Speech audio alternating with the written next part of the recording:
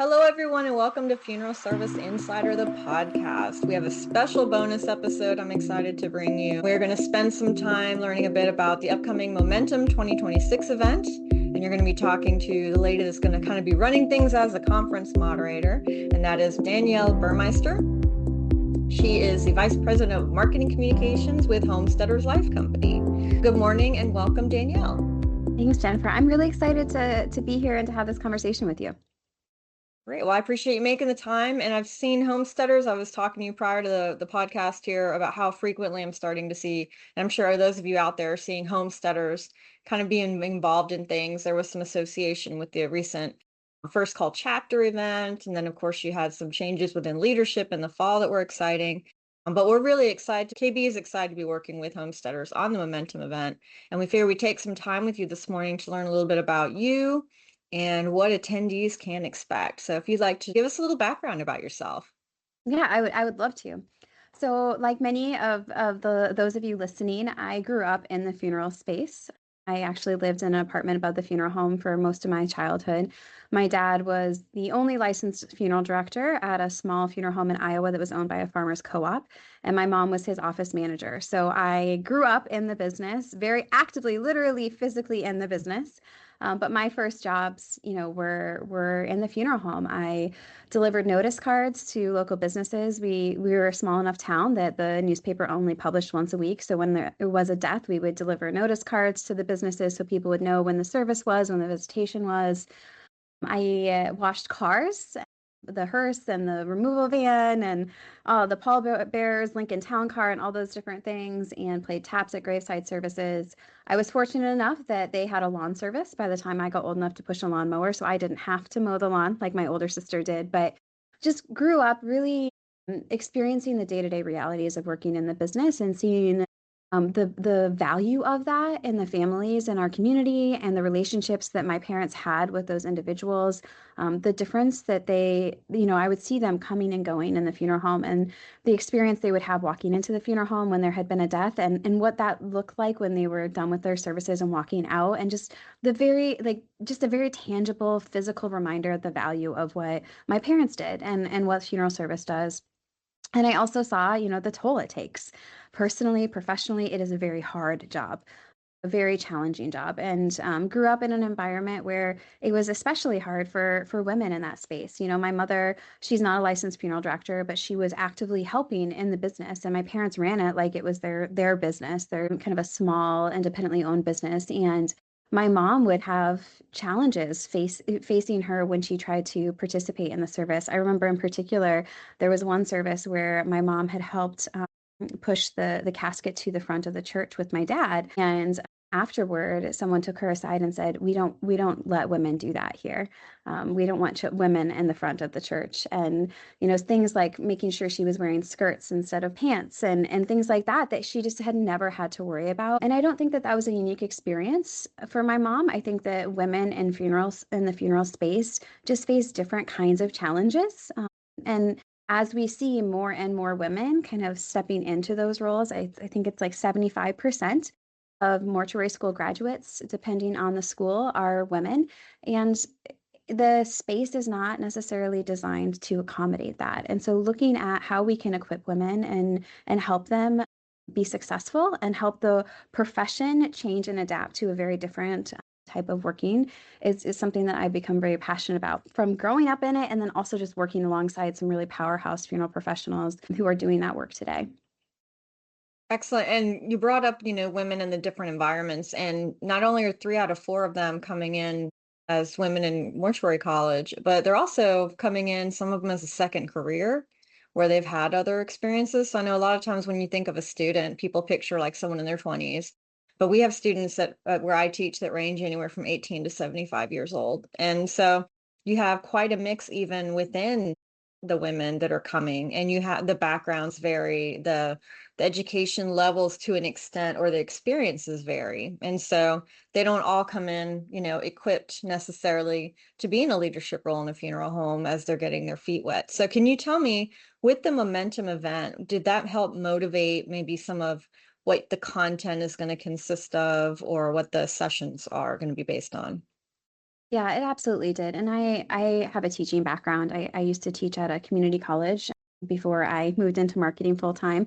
And I had a lot of those non-traditional students, you know, the mix of like the traditional college age student that's just coming out of high school and getting their feet underneath them. And then those individuals who had families and who this was a second career and they wanted to go back and learn.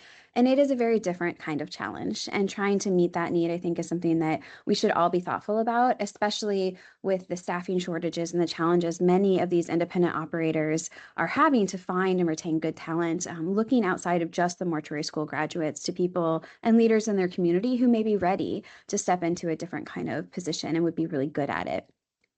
But I think one of the things that really propelled me as I was kind of thinking through what the profession needed and what women in the profession needed in terms of education and setting themselves up for success is really trying to think about the skill gap and the knowledge gap that exists between men and women in this space.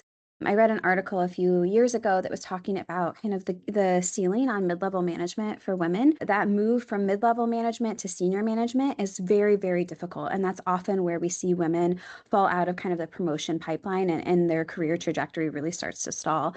And this article had done some studies into different companies and was looking at the type of training that women were getting and that their male coworkers were getting. And what they found is that often women's training was focused on soft skills, like having crucial conversations, coaching people, giving performance reviews, building culture, all very, very valuable things that help you be a good leader. But their male counterparts were more likely to get training on hard skills, how to read a balance sheet, how to make a budget, how to make a business case, how to develop a strategic planning cycle. And when you looked at them side by side, one of them was getting prepared for senior management, and one of them was getting prepared for the job they had now, which was that mid level management.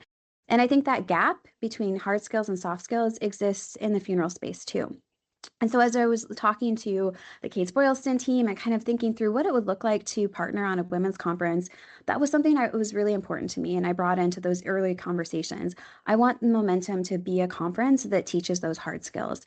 I want us to fill a need and a gap that exists today that they're not getting at other women's events. There's so many great events in the space, and I don't want to, I don't want to repeat what other people are already doing really well. So what could we do that would elevate and fill a gap and fill a need that's not being met today? And I think with the agenda and the speakers we've put together, we've really done a good job of making sure that we are focused on those hard skills, on the business acumen that women are going to need to be able to advance in their careers.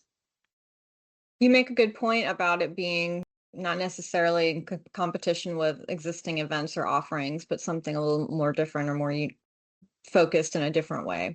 And additionally, this event, the time frame on it is from the 23rd to 24th of September, so it's not requiring a lot of time away from the office for those that are seeking to come. Now, would you say that it's appropriate for anyone from a student to maybe a woman who is experienced and been with her firm for quite some time or already in leadership? Do you think that the content will accommodate all those different variations in between?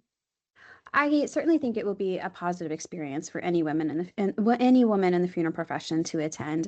I think the individuals who are going to get the most value from the content are likely going to be those who've been in the career, who've been in the business for a few years, have worked in a funeral home, and are already maybe managing at a mid-level position or getting ready to step into that. We're looking at kind of building the bridge between mid-level and senior level. And I think that there's a lot of value in coming in with a little bit of experience.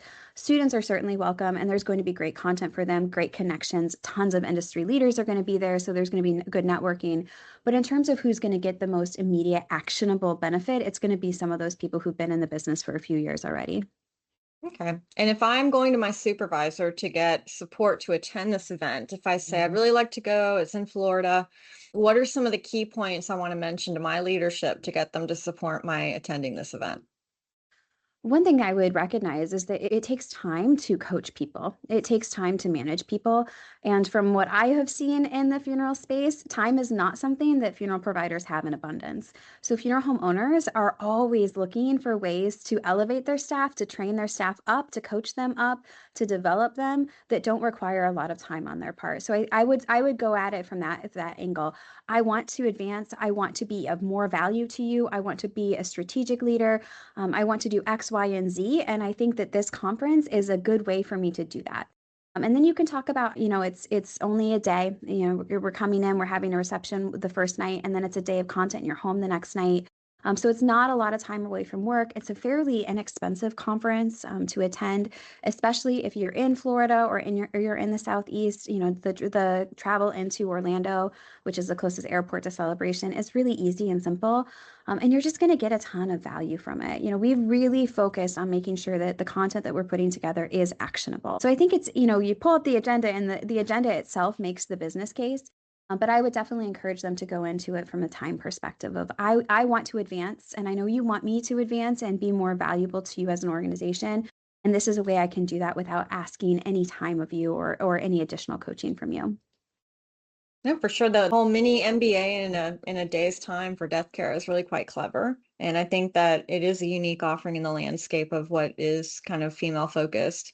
I think the idea too that it is very much about kind of getting to business, because I know sometimes people have an idea of a woman's event and they picture it being like a lot of emotional exchanges or these lengthy times away for like spa time and stuff. Like, you'll hear people make little remarks about that sometimes that are out in the field that don't understand that there are more things going on than that. This one especially is designed with a very focused goal of helping to expand knowledge in ways that they can go right back to work and probably put into place immediately and demonstrate. Yeah, So, and I have attended those women events that you're talking about that are more focused on connection and mhm, relaxation, and I there is tremendous value in those events. I don't want this to be seen as a better event. It's a different kind of event, but mhm, those connections and those events that I've gone to that are for women that are really deeply emotionally driven and mhm. focused on connection between women and the profession have been incredibly valuable for me in my own leadership journey. And so I don't want it to seem like it's an either or. I think there's room for a lot of these different events and different organizations at the table. And you can see in the last few years, we've been really fortunate to have a lot of organizations specifically focused on women in the funeral profession starting to step up and really host some really meaningful events. So I think there's room for all of them, but this event in particular, I think is really helpful because it's focused on the hard skills. And that's something that we didn't have before. And so it's adding to this really rich environment we have of women's events. We've got one more that's kind of a new genre for us, and I'm excited to Mhm. expand it into that. And I appreciate that you mentioned that, because I think there's this idea sometimes that there's not enough room at the table, right? That you have one gets selected, whether it's a person or an event, it's like one at the expense of something or someone else. And it doesn't have to be that way. But there's this scarcity mindset, I think, sometimes when it comes to professional development events and things like that. And there Yeah, and is I think value. Yeah. there's a seasonality to it too. There are seasons where you really just need that emotional connection or you really just need that time away. And there are seasons when you're like, okay, I'm ready to buckle down and I really want something like this event. I really want something like momentum. And being self-aware enough to recognize where you're at in your career and what is going to be the most meaningful and helpful is a really important part of, your career advancement and your leadership and just individually taking care of yourself in a business that's very hard. Yeah, the momentum event will be a really great supplement into things that maybe some people have already attended or done and that are looking to build and expand in this other ways. So I'm excited that we're working with you all to host this. And as a reminder to folks, the Momentum Women's Leadership Accelerator event is going to take place on September 23rd through 24th in Celebration, Florida. As Danielle said, they'll have a reception the night prior and then the full day of learning to follow. There is currently early bird pricing on general admission, and that is in effect until August 1st. So you can secure your spot at this time at a discounted rate. And I appreciate Danielle taking the time to kind of introduce herself. And what will you be doing during the Momentum event? I mean, I'm really just going to be talking to people, which is one of my favorite things to do. But I'll be the event moderator. So I'll be kind of welcoming people, introducing speakers. We've got a panel over lunch that I'll be moderating. But mostly I'm just there to soak everything up and to get just as much value from the presentations as I know our attendees will be getting. Great. So folks will be able to meet you along with the other presenters. And I'm glad that you took the time to just kind of introduce and tell us a little bit more about it. So we appreciate it very much. Yeah, thank you. And I really appreciate Kates-Boylston's partnership on this. You guys have been so much fun to work with, and you're doing just great work getting the word out and making sure that we have a good group of women for this first event. I really appreciate the assistance. Well, thank you. It's exciting to be able to partner with you all as well. Thanks. This has been a Kates-Boylston podcast production. I will have additional information in the show notes that can lead you to the Momentum website so that you can gain more information about the speakers, the sessions, and how to come and join us. Thank you all for listening.